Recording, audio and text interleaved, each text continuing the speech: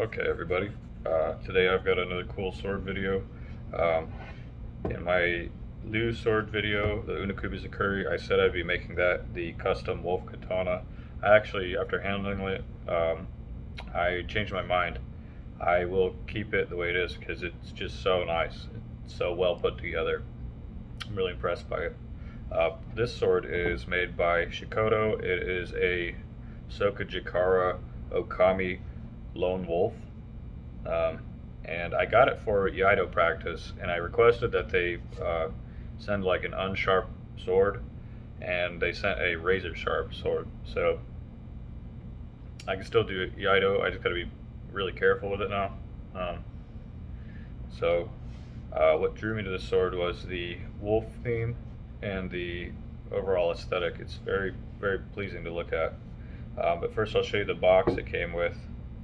It had a nice silk bag and this wooden box that I will be refinishing. But the side, in the mailing, it got busted out. This is like a loose panel here. It got so roughly treated in the mail that the actual panels that hold the sword up like busted out. So got a little bit of work to do on this to refurbish it, but I'm not going to be keeping the sword in it. I'll have this sword for some other thing. But it did come with a nice carry handle, decorative. So that's kind of nice. I didn't expect it to have a box, but anyways, this is the Sokojikara Okami Lone Wolf. It is a clay tempered T10 28-inch blade with about a 10-inch tang, Nagasa on the inside with a, I think this thing's like over a foot long handle. It's huge. But it is wolf themed. It has these really nice, saya. I like this. It's this sort of brick red stippled color with these nice gold snowflakes. Each of these snowflakes has a textured bead in the middle. They're all nicely done. Quite beautiful. It is hardwood. It's like this dark wood in the inside. There's no horn fittings on it, but it is a nice, hard, heavy wood. The Sageo is just brown Ito wrap that they put on there, so I will be replacing it.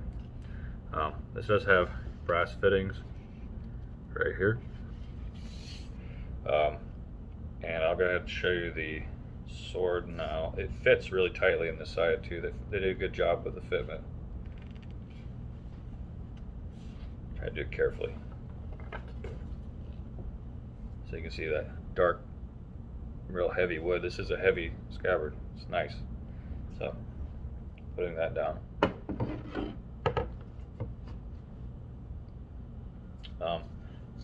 I said in my video about the Liu sword that I'd be rewrapping that handle in gray silk.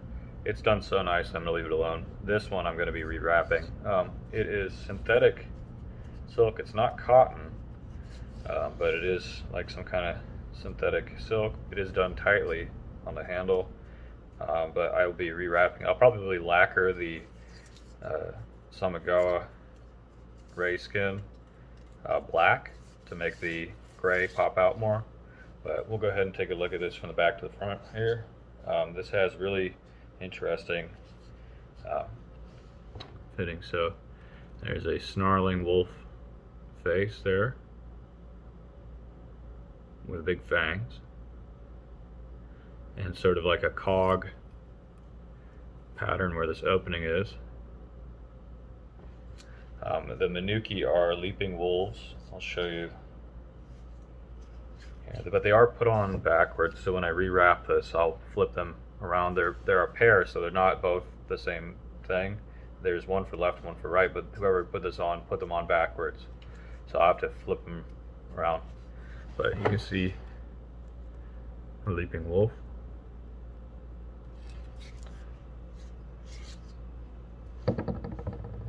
Same on this side. There's really, really beautiful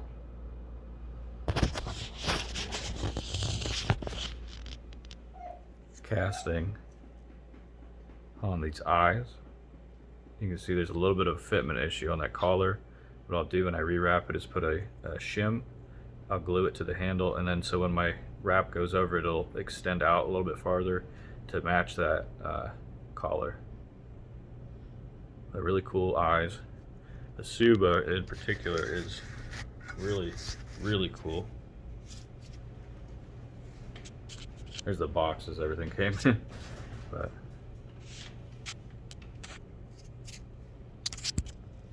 there's a Tsuba.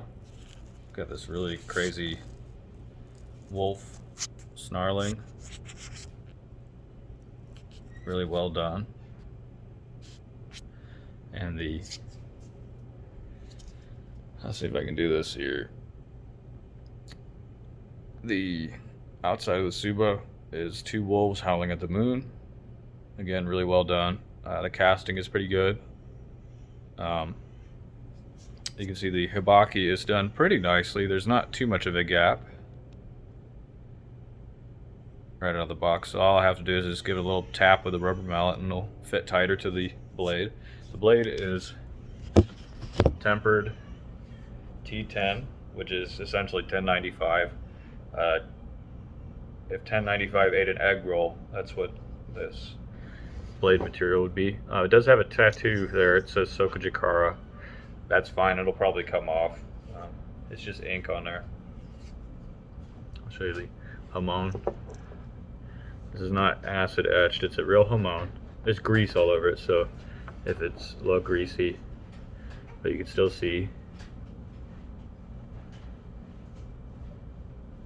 A nice hamon. It's actually quite present. Sorry, my son's cranky. The edge beveling is really nice. It's symmetrical, so where this bohi, the fuller, extends to, it ends, and then the corner, whatever, the koshira, or whatever that's called, the bevel right there, it is symmetrical on both sides. So it's done really well.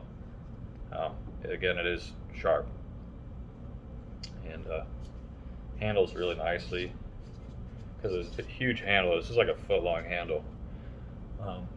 It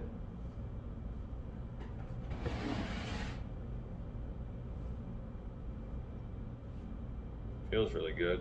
It does make this sword whipping sound because of this big fuller. Yeah, it's just a really well done blade, well executed. Fit and finish are okay. I will be, like I said, inking the Samigawa, the ray skin, black, and then rewrapping it in gray Japanese silk, real Japanese silk. But overall, this is quite a nice sword, and the aesthetic is really pleasing. I think the gray and the red will go together nicely.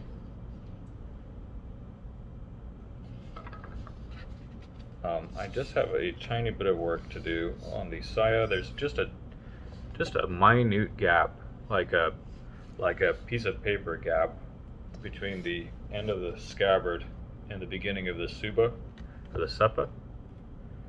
You can just barely see it. It doesn't quite close 100%. All I have to do is take a little bit of sandpaper and it'll press on tighter. But it's not noticeable. Like I'm being very nitpicky.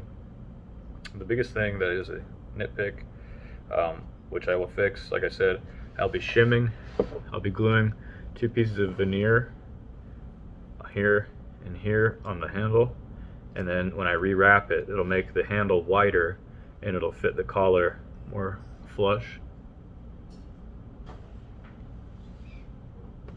So, yeah, overall it's very good. The ray skin is real ray skin.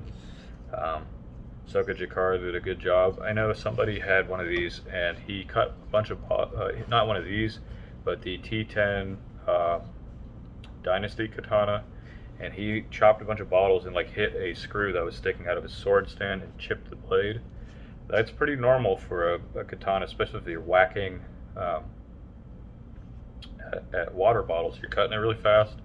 Hitting a piece of metal is going to damage your sword. So it's normal. It's just a thing that happens. It wasn't too bad of a edge damage. He was still able to use the sword for other things, continue cutting, but for me this will be a Iaido practice sword, so I don't have to worry about doing too much craziness with the actual cutting.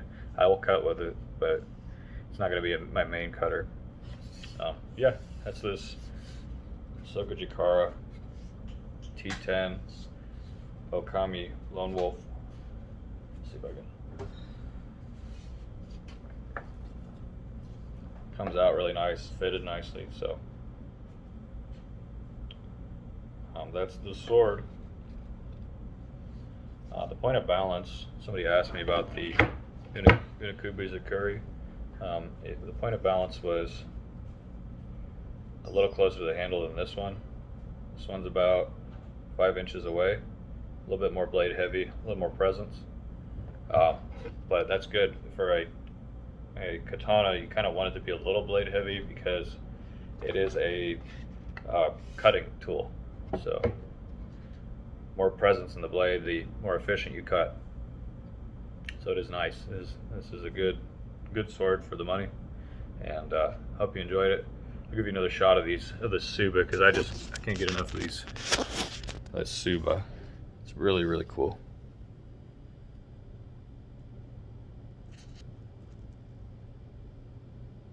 I will be flipping this Tsuba around. So this the snarling wolf facing the handle, it'd make more sense being flipped around. So when I draw the blade, the wolf snarling is blade side and these howling wolves are handle side. Thematically, that just makes more sense to me. Having the more passive howling wolves communicating a threat via the sword handle versus the snarling wolf with its teeth bared when the blade is actually drawn. I'm going to flip this handle around. I'll do another video with the Liu sword and this sword side by side. I'll take the handles apart and show you the tangs and everything, how they come. So yeah, this is the Sokojikara Okami Lone Wolf. Hope you enjoyed it. It'll look a little bit different probably the next time you see it. It'll be gray handle with black ray skin underneath.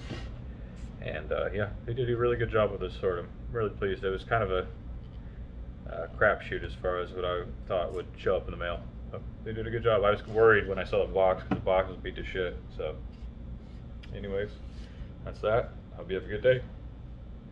Bye.